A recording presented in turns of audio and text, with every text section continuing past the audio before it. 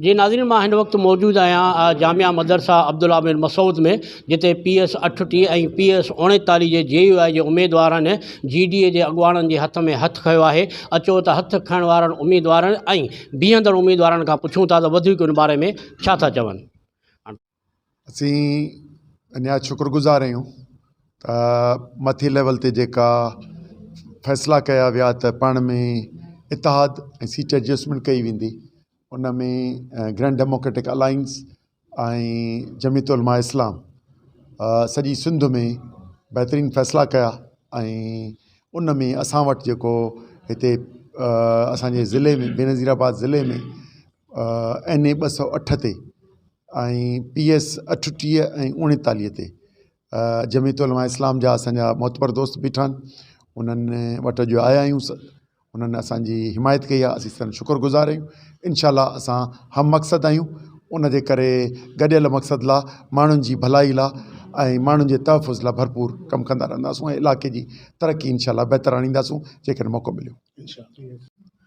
मुंहिंजो नालो आरिफ़ नियाज़ आराई आहे ऐं SUP जे तरफ़ां GDA जो कैंडिडेट आहियां PS 39 ते। मूंखे तमामु घणी ख़ुशी आहे, अलाह जी ज़ात असांजे लाइ रहम विधो पंहिंजे दिलि में, असांजे लाइ हुननि पंहिंजो पाण क़ुर्बान करे असांजी मदद करण जी कोशिशि कई आहे।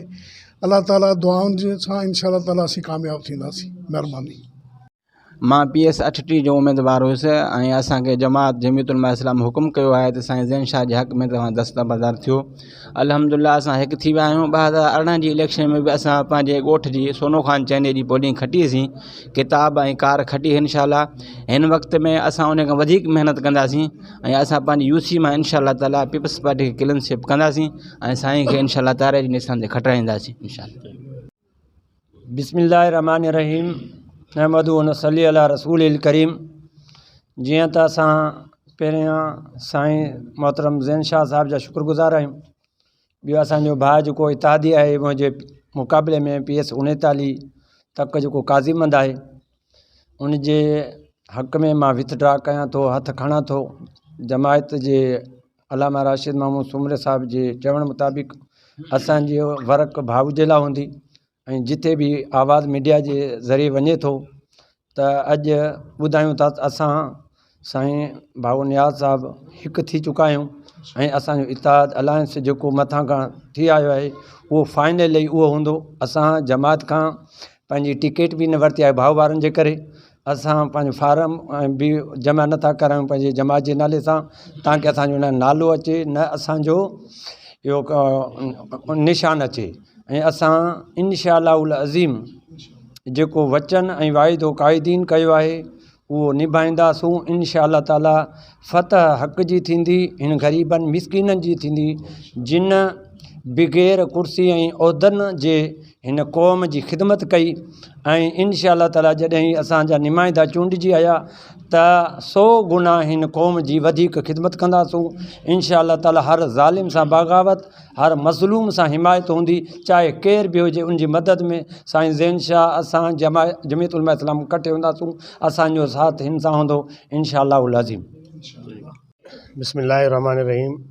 असां त सभ खां पहिरियां मीडिया जा शुक्रगुज़ार आहियूं जंहिं असांखे हिते टाइम ॾिनो ऐं हुन सां गॾोगॾु असां इंतिहाई बेहद मशकूर आहियूं साईं ज़ैन शाह साहिब जा, जेके असां वटि हली आया आहिनि। असांखे सूबाई क़यादत जो हुकुम हुयो जेको आहे हींअर JDA ऐं JUI ऐं ॿियनि पार्टियुनि जो पाण में इत्तेहाद थियो आहे।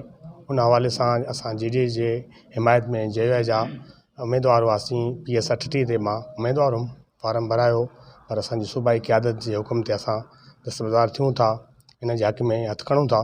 ऐं इन्हनि सां इंशाअल्लाह असांजो इहो वचन आहे त जीअं असां पंहिंजे हिसाब सां वर्क कईसीं पिए ऐं कयूं हा, उन तरह सां असां इंशाअल्लाह ताला JDA जे उम्मीदवारनि साईं ज़ैन शाह सां असां भरपूर हिमायत बि कंदासीं, साईं सां गॾु वर्क बि कंदासीं। ऐं जीअं असां किताब खे पंहिंजो निशान सम्झो पिए, ईअं इंशाअल्लाह तारे खे पंहिंजो निशान सम्झंदासीं।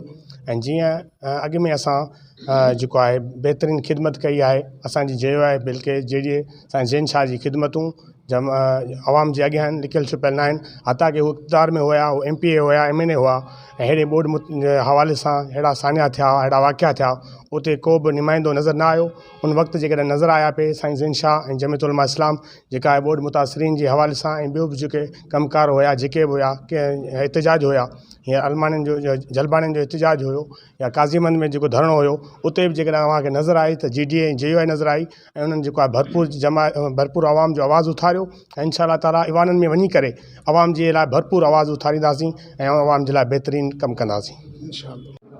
जी नाज़रीन, अवां ॻाल्हियूं ॿुधियूं PS 38 ऐं PS 39 जी जमियत उलमा इस्लाम जे सूबाई ऐं क़ौमी उम्मीदवारनि जी, जिन जो वज़ाहती बयानु ॾिनो त असां GDA जे अॻुवाणनि जी हिमायत में 3 सीटुनि तां दस्तबरदार थियूं था ऐं अॼु खां वठी असां तारे जी हिमायत कंदासीं ऐं तारे खे ई ईंदड़ इलेक्शन में वोट ॾींदासीं। कैमरामैन ग़ुलाम नबी मल्ला सां गॾु क़ाज़ी जावेद सनाई, इबरत न्यूज़ सकरन।